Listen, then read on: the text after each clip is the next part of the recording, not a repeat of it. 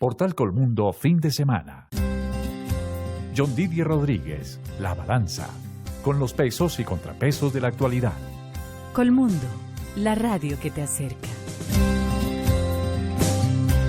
En Colmundo, la radio que te acerca, en el aire La Balanza, con los pesos y contrapesos de la información, los temas que son noticia en profundidad y en análisis.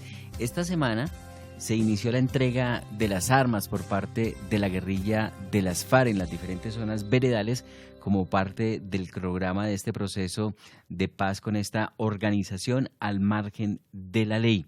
Por ello hemos invitado a La Balanza de Colmundo al senador de la República, Alfredo Ramos. Él es del Centro Democrático, administrador de negocios de la EAFI y también es abogado egresado de la Universidad Pontificia Javeriana Bolivariana de la ciudad de Medellín. Así es. Bueno, senador, bienvenido a Colmundo. ¿Cómo le va la vida? Bien, muchas gracias por esta oportunidad. Y yo soy nuevo en la política. Yo empecé hace 2 años y medio realmente con el ingreso al Senado de la República. Soy hijo de político, más nunca había hecho.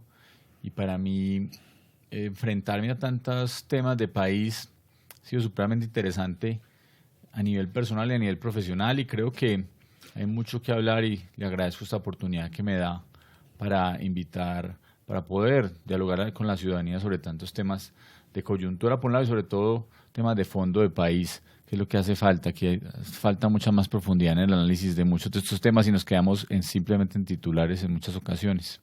¿Cómo logra ser uno senador de la República sin haber hecho política antes? Pues a mí me había siempre gustado la política. Repito, soy hijo de político. Luis Alfredo Ramos, un hombre que lleva 40 años de servicio al país, que estuvo privado de su libertad 3 años y 3 meses después de que se lanzó a la presidencia de la República. En el año 2013 iba a ser candidato, en el año 2014 muy seguramente. Y a raíz de su privación de la libertad me hicieron la invitación para que una persona del sector privado, el presidente Álvaro Uribe, quería que llenar y oxigenar con personas del sector privado de la academia sus listas, dar una visión diferente del país y me hicieron este ofrecimiento y fue una decisión, no creo, fue una decisión compleja, porque venirse del sector privado, donde uno tiene ciertas comodidades, buenos salarios, una vida un poco más mucho más tranquila de lo que uno vive en esto de lo público. Sí, en fin, no está tan expuesto en general ni a medios de comunicación, ni a escándalos, etcétera, porque aquí usted sabe que cualquier tinto mal tomado le pueden hacer uno un escándalo. Definitivamente fue una decisión en su momento compleja, pero bueno, tomé la decisión. Creo que hay que servirle al país, creo en el servicio público, creo que muchas buenas personas se tienen que meter a este cuento de la política, porque es la única forma como la cambiamos. Yo veo cada rato ideas de cómo luchar contra la corrupción y cómo acabarla, etcétera. Yo creo que la mejor forma es que las personas buenas se metan y saquemos a los malos de aquí, saquemos a las ratas de esta ratonera. Pero eso venimos diciendo hace más de 50 años, que hay que renovar el Congreso de la República. De hecho, cada que hay elección de Congreso, por lo menos la mitad se renueva. Salen 50 viejos y entran 50 nuevos, pero seguimos en las mismas. Pues no solo es el Congreso, es que yo creo que hay un problema en muchas instituciones en Colombia. El Congreso es un como reflejo. tal. Sí, el Congreso básicamente es la representación del país, Sí. pero también es evidente que al Congreso llegan muchos malos, muchos corruptos, muchos politiqueros, de cuenta de un modus operandi que han hecho y que ya han perfeccionado toda su vida a través de la compra de votos, de compra de registradores, etcétera, etcétera. Pero el problema institucional también es en el Ejecutivo, es en la rama judicial, donde la corrupción cada vez está, sí. Aquí no se salva nadie. Creciendo más. Lo que pasa es que el Congreso es realmente pues el más fácil, el blanco más fácil para atacar, y eso se vuelve caldo de cultivo para que el Congreso tenga la mala reputación. Sin embargo, es algo que tenemos que cambiar. Nosotros tenemos que comenzar viendo quiénes son las personas que van a ingresar al Congreso para evitar que la compra de votos y que el clientelismo sean las que se apoderen de cada elección, que ese es el gran problema, y después se vuelve el contubernio entre Congreso y Ejecutivo para pasarle los proyectos a cambio de contratos y puestos. ¿Y le ha gustado la experiencia de hacer política? Porque lo que se hereda no se hurta. Lo he disfrutado sobremanera. Yo creo que ha sido muy satisfactorio personalmente y profesionalmente, por varias razones. La primera es que poder recorrer Colombia, el departamento, yo soy antioqueño, poder recorrer Antioquia, Medellín, sus barrios, es algo que uno desde el sector privado no tenía la misma conciencia ni la misma visión, y poder sensibilizarse con tantas problemáticas, poder estar de primera mano viendo que la ciudadanía vive unas dificultades mucho peores de los que uno se puede imaginar en muchas ocasiones. Es definitivamente algo que sensibiliza mucho y da un crecimiento personal muy grande, porque genera unos retos enormes de decir cómo se puede a través de lo público y muchas veces a través de lo privado podemos cambiar esas realidades, esas dificultades de tantos colombianos que padecen unos problemas que uno no se alcanza a imaginar. Pues sobre todo cómo hacerlo a través de la generación de oportunidades, no simplemente de mandarles un mercadito o de ver cómo les apacigua a uno el hambre del día. Yo creo que eso no puede ser la solución. Yo soy muy enemigo del asistencialismo, exceptuando casos muy excepcionales. Creo que le hace mucho daño a la democracia el asistencialismo, porque básicamente se vuelve una máquina de clientela donde los políticos de turno se aprovechan para que les sigan mandando esos mercaditos, o pena de que si no los eligen nunca se los van a volver a mandar. Entonces se vuelve una forma de extorsión de los politiqueros tradicionales frente a las personas cuando les empiezan a dar una gran cantidad de subsidios, y esas personas además empiezan a perezar, no dicen cómo se superan, cómo el día de mañana ellos pueden llegar. No hay que dar el pescado sino enseñar a pescar. Absolutamente, creo que lo que Colombia tiene que generar oportunidades serias, educación, darle a las personas oportunidades de generar empresa, pero que sean las personas con su esfuerzo, con su ingenio, las que cambien su dinámica y su día a día. No podemos esperar a que sea el Estado con un mercado, con un subsidio, que le dé unos pesitos, el que le solucione el problema a los ciudadanos, porque así nos vamos a quedar. Al contrario, lo que va a pasar es que el que trabaje, el que se esfuerza, va a decir, pues yo para qué trabajo si me esfuerzo, si al lado hay uno que le están dando el mercadito, yo también entonces dejo de trabajar para que me lo den a mí. Bueno, senador, esta semana ha sido de buenas noticias para Colombia. Ya la guerrilla de las FARC empezó a entregar las armas. Pues retrasado, entre otras porque era el día de +30, nos habían dicho que se iban a entregar las primeras armas y empezaron los incumplimientos de la agenda de las FARC y el gobierno desde hace mucho tiempo. Entre otras, hay que empezar desde el origen de esto.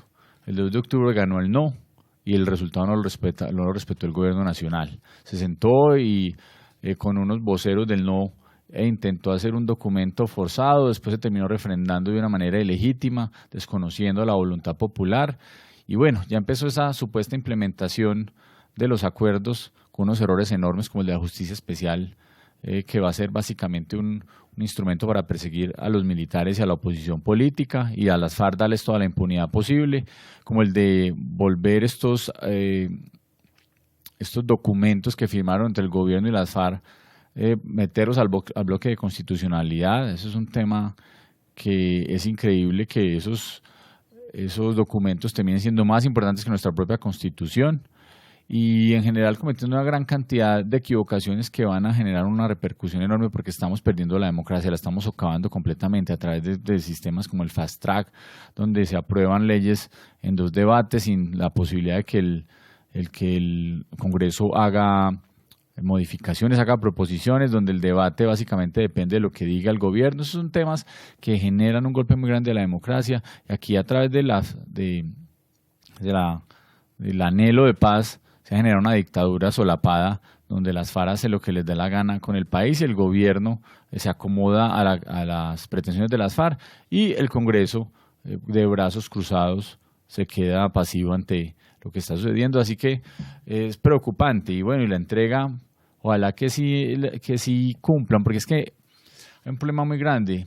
Aquí vamos a partir de la buena fe de las FARC, y lo que las FARC nos digan que son las armas que van a entregar, esas les vamos a tener que creer, y los desmovilizados de las FARC que lleguen les vamos a tener que creer.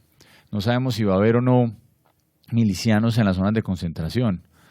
Ya se habló claramente que va a haber 1.200 miembros de las FARC que van a terminar ganándose 1.800.000 pesos como ¿Cuántos? escoltas. 1.800.000 pesos, 825.000 pesos como escoltas de la UNP. ¿Cuántos? 1.200, hasta 1.200 personas van a poder contratar. Sí, es cierto.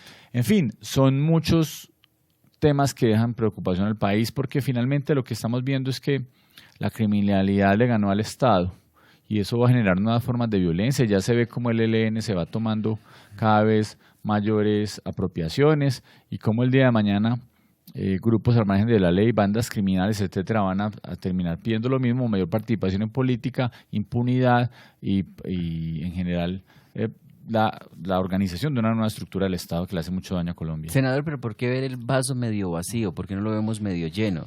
¿No le parece positivo que ya no haya gente en el monte, en la zona rural, en los pueblos alejados de Colombia, armados, extorsionando y matando y reclutando niños? Yo veo cosas buenas que, por ejemplo, tantos menores que fueron reclutados para volver a estar con sus familias, que personas que no cometieron delitos de lesa humanidad puedan estar libres y darles una oportunidad como sociedad. Creo que eso es importante, que cese la violencia en algunas zonas del país.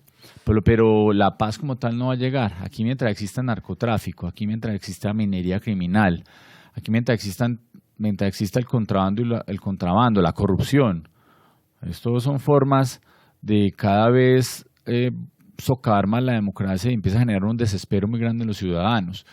Y cuando se le entregan una cantidad de concesiones a grupos que han cometido todo tipo de violaciones a los derechos fundamentales, que han atacado a la población civil sin ningún tipo de distinción, y esas personas terminan siendo los grandes líderes políticos, terminan generando pantallas de televisiva en todos los días, se les abre los micrófonos con una gran tranquilidad, pues que van a pensar las nuevas generaciones, que el ser criminal paga, y entre más criminal sea, entre más se ataque el Estado, más se ataque a la población civil, más concesiones se le va a dar. Así que la parte bonita y digamos bucólica de algunos miembros de las FARC que fueron reclutados o que no querían tomar las armas, pues bienvenidos, pero en general el daño que se le hace a las nuevas generaciones con ese triunfo de la criminalidad sobre el Estado, creo que lo vamos a pagar las consecuencias durante muchos años, porque va a ser la excusa perfecta para que nuevas violencias se generen todos los días o arrecien las de los grupos que hoy tenemos, que hoy nos atacan y que no van a desaparecer, y por eso sigue la violencia en muchas zonas del país. La gran mayoría en Colombia de violencia es urbana, y eso no se va a acabar cuando se acabaron las FARC, ni cuando se acabe el ELN siquiera. El narcotráfico seguirá creciendo, hay 200.000 hectáreas de cultivos ilícitos en Colombia. Este es el momento en que no hay soluciones concretas al respecto. Y son uno tras otro las dificultades que tenemos y no van a acabar con la desmovilización de unas cuantas personas que no debieron nunca someter el poder del Estado. Pero fíjese usted que la contratación de 1.200 guerrilleros para que sean parte de la Unidad Nacional de Protección, pues es justamente a estos jefes guerrilleros. Ya en el pasado otras experiencias han mostrado que la seguridad del Estado no es prenda de garantía para estas personas que quieren desmovilizarse, que quieren reinsertarse a la sociedad civil. Caso de Carlos Pizarro, por ejemplo. Ahora, estos desmovilizados tienen que salir a hacer algo y el Estado los podría reenganchar o darles una oportunidad. Lo que pasa es que hay un tema ahí muy de fondo, y es que ¿por qué buscamos y anhelamos tanto el desarme de las FARC? El primero que hacemos es volverlos a reincorporar a la sociedad civil con armas. Creo que eso ya es una contradicción enorme que existe. Está poniendo casi que una banda criminal eventual de 1.200 personas armadas por el Estado que el día de mañana se pueden rebelar fácilmente contra volver a las convivir. Es preocupante. Van a estar a sus designios en las calles. Y yo veo exagerado el número de 1.200 escoltas para las personas de las FARC. Yo no sé si estas personas en algún momento tendrían que tomar la decisión eventualmente de una vida más tranquila por fuera del país. Es evidente que ellos van a correr un riesgo muy grande porque tienen muchos enemigos. Eso no me queda la menor duda de que personas que secuestraron, que violaron mujeres, que maltrataron a la ciudadanía estén en completo riesgo, y además que se les da toda la impunidad, que ese es el tema más grave. Si no hubiera impunidad, como el gobierno les prometió a las FARC, eventualmente tendrían menos riesgos en las calles estas personas después de que pagaran una pena, que fuera una pena no como la que se merecen, pero una pena rebajada. El problema es que cuando se les da esa cantidad de gabelas, pues pueden generar reacciones de ciertos grupos extremistas que les generarán problemas para su seguridad. Pero ya llegar a 1.200 personas, cuando uno ve que que los miembros del secretariado y toda la plana principal de las FARC no pasa de 30, creo que es un número exagerado y es una forma básicamente de, repito, rearmar a las FARC de cuenta de la plata de los colombianos y les va a costar más de 25.000 millones de pesos al año ese caprichito que tienen. Usted dice que se les da toda la impunidad, pero pues algunos expertos y analistas saben que ninguno de estos guerrilleros se va a desmovilizar para irse a podrir a una cárcel. No, pero sí deberían pagar unas penas simbólicas. Nosotros dijimos de 5 a 8 años. Están planteadas en la Justicia Especial para la Paz. Pero sí se plantearon las penas, pero las formas de salida son mucho más grandes. Aquí lo que hay es que se ponen unas penas, sí, pero las formas de excepcionarse de las mismas está llena la ley de la ley de amnistía en un momento, penas, pero hay excepciones que los pondría en libertad. En la que ellos mismos definieron cuáles iban a ser esas excepciones y finalmente van a incurrir todos, porque por ejemplo dicen que la violación de derechos humanos tenga que ser sistemática y que ya entonces se tendrá que ver que es sistemático. En fin, empiezan a excepcionar y finalmente el cumplimiento de esta norma va a ser para muy pocos. Sí va a ser una gran oportunidad para perseguir. O sea, para el guerrillero raso, pero es que grandes jefes esos van a estar en libertad. Esos miembros rasos, de hecho, nosotros siempre lo dijimos, nosotros no tendríamos problema en que esos miembros rasos de las FARC, los que portaban el uniforme pensando que estaban teniendo una ideología política, pues que ellos no pagaran un solo día de cárcel. Eso no nos importa. Debería realmente ser al contrario, que los miembros rasos no paguen exactamente, tiempo, pero los jefes del pero mientras que las casillas de las FARC, que fueron los que determinaron los crímenes de lesa humanidad, que fueron los que definieron que en el futuro de Colombia más bien a través de las negociaciones que hicieron con el gobierno, esas personas van a terminar completamente impunes, entre otras justificando el delito del narcotráfico que tanto daño le ha hecho a Colombia, porque lo que dicen es que eso va a ser un delito conexo al delito político, que es un tema impensable, y entonces se justifica el narcotráfico, que con lo que las FARC le hicieron tanto daño a la población civil y a los militares de Colombia en su momento, a través de la ubicación de minas antipersonal, que es un delito de lesa humanidad, etcétera, etcétera, y de esa forma, entonces los miembros de las FARC terminan generando una gran cantidad de excepciones a la regla general y van a terminar, la gran mayoría, impunes. Habrá unos cuantos condenados, sí, pero creo que la ley se hizo a la medida de las FARC para que sus grandes cabecillas no tuvieran que pagar un solo día de cárcel. Ya por lo menos hay 1.200, creo, también indultados, según el Alto Comisionado para la Paz, Sergio Jaramillo.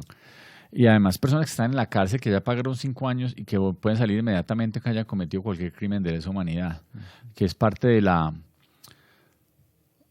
posterior regulación la reglamentación que hizo el gobierno posteriormente, que se le dio oportunidades para que reglamentara la ley de amnistía, que entre otras yo la demandé por inconstitucionalidad y ahorita le explico por qué.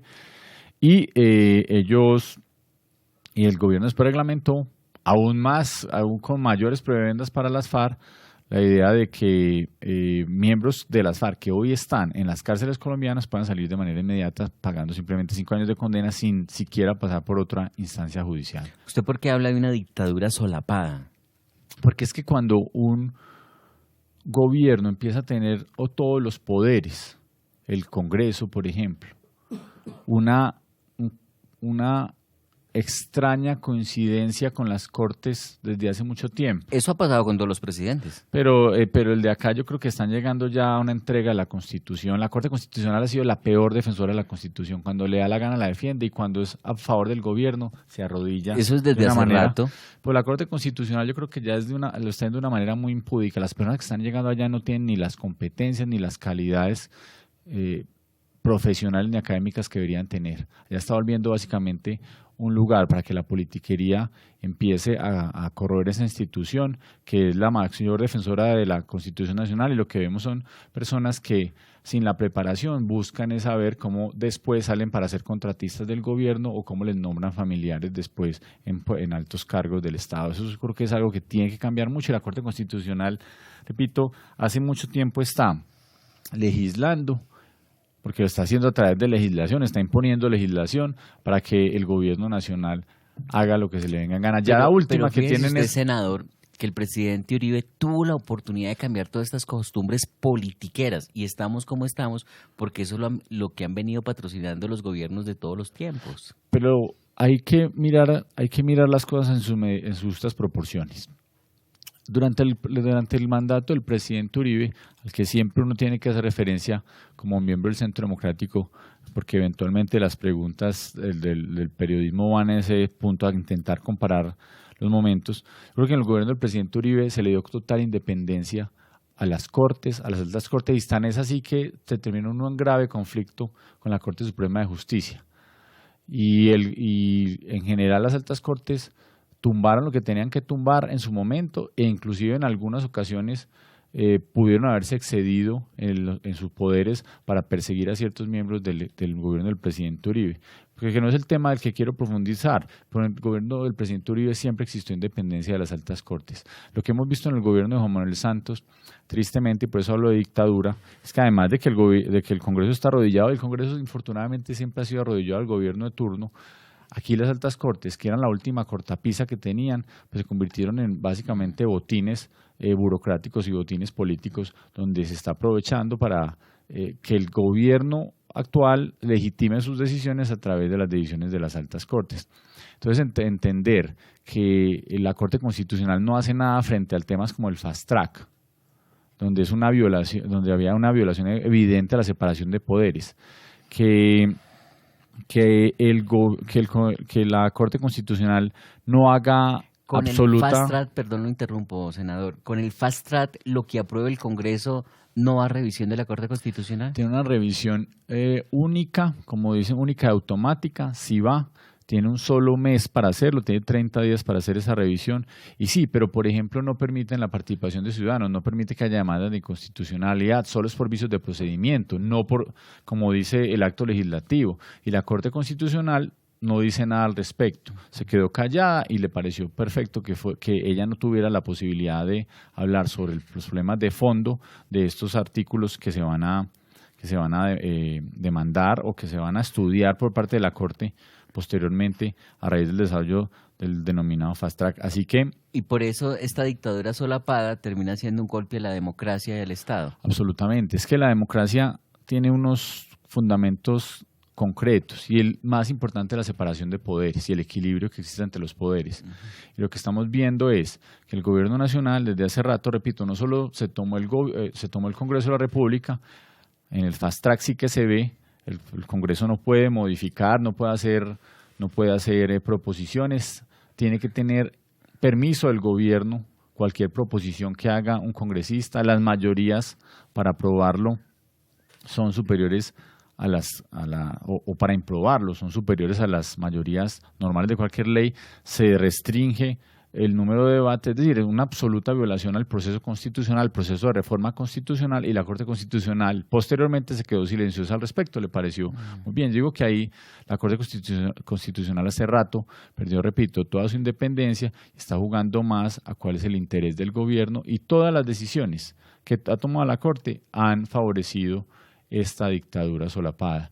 Esa falta de democracia, están socavando la democracia y la Corte Constitucional se ha prestado completamente para eso. Yo quisiera hacerles un reto a los miembros de la Corte Constitucional para que no aceptaran en el futuro ningún contrato, ni ningún puesto, ni ellos, ni sus oficinas de abogados, ni ningún familiar de ellos con este gobierno. Quisiera ver si eso es cierto. Están saliendo 4 miembros de la Corte Constitucional estas semanas, entre ellos el magistrado Jorge Iván Palacio, que dejó como ponencia, que dejó ponencia positiva para un tema de una demanda que hizo en su momento Eduardo Montalegre sobre el tema de que la famosa palabra acuerdo fuera tenida dentro del bloque de constitucionalidad, un error enorme, y esos son temas que básicamente convienen es al gobierno nacional y a las FARC, y así sigue la Corte Constitucional actuando, personas que ya se van con unos grandes riesgos para la democracia posteriormente.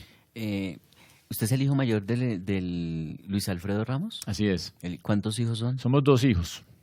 ¿Y el otro cuántos años tiene? Mi hermano Esteban tiene ya 36 años, está casado, tiene 2 hijos y se dedica ya a los temas privados. Él está con la empresa privada toda su vida. ¿Y su papá va a volver a la política? Yo no sabría decirlo, él está concentrado en terminar su proceso. Estamos dentro de los alegatos de conclusión. El pasado jueves 2, habló la Procuraduría en los alegatos de conclusión. Lunes y martes 6 y 7 estarán hablando en los alegatos de conclusión la defensa y mi papá. Y esperamos cerrar este proceso y creo que ese es el tema más importante. El foco más importante para él en este momento es terminar absuelto de esta infamia que se ha cometido contra él. Mi papá es víctima de un cartel de falsos testigos, personas que por beneficios económicos o beneficios jurídicos son capaces de decir cualquier cosa. Hoy su papá es inocente de todo lo que se les indicó, señaló, por lo que se le atravesaron en su aspiración presidencial de hace 4 años. Le cuento, John Dier, básicamente, allá existe uno de los supuestos testigos contra mi papá, está ya condenado como falso testigo. Hay uno que ya está en etapa de juicio, otro que está en etapa de juicio y otro que ya fue imputado por la Fiscalía. La Fiscalía ha hecho una labor muy seria en el tema de acabar con esos falsos testimonios. ¿Desde dónde vino este ataque para su papá? Pues yo creo que no es pertinente decir nombres propios, pero muchas personas ya saben que hay senadores de la República que se dedican a ir a cárceles a hablar con algunos de esos miembros que son fáciles, esos miembros exparamilitares, de esos grupos armados de la ley que son muy fáciles de cautivar y les ofrecen todo tipo de prebendas para que empiecen a hablar. Claro. Hay unos senadores que supuestamente se disfrazan de defensores de derechos humanos, pero lo que van es a perseguir allá políticamente a sus rivales políticos y aquí hay mucha claridad y muchos ya lo han dicho en sus testimonios, después de que los llaman como falsos testigos, empiezan a hablar sobre un senador específico que parece más un miembro del secretariado de las FARC que un senador de la República. Pero entonces su papá no le ha dicho si va a volver a hacer política. Es difícil pensarlo. Yo creo que el que hace política de alguna manera siempre va a estar cercano a la política y muchas personas quieren que él siga haciendo política. Yo creo que, insisto, él está más interesado en este momento en su tranquilidad judicial, cerrar este proceso judicial ya que tantos tormentos se le ha traído a la familia y a sus amigos y ya tomará una decisión posterior. Lo que pasa es que el que se mete a la política, siempre lo he dicho que esa es la droga más difícil de salir que existe, el que entra a la política, es difícil que se salga y bueno, eso ya es una decisión muy personal que tomará él en su momento. Senador Alfredo Ramos, administrador de negocios y abogado del Centro Democrático, gracias por atender esta invitación de Colmundo. Un día muy amable, aquí siempre atento a hablar de estos temas tan importantes para el país y le agradezco esta invitación tan especial a toda la audiencia por aguantarnos este ratico. La Balanza, en Colmundo, la radio que te acerca. Vamos a una pausa y cuando regresemos estaremos con la senadora del Partido Liberal, Sofía Gaviria, continuando con este análisis de este proceso de implementación con la guerrilla de las FARC. La Balanza, con los pesos y contrapesos de la actualidad.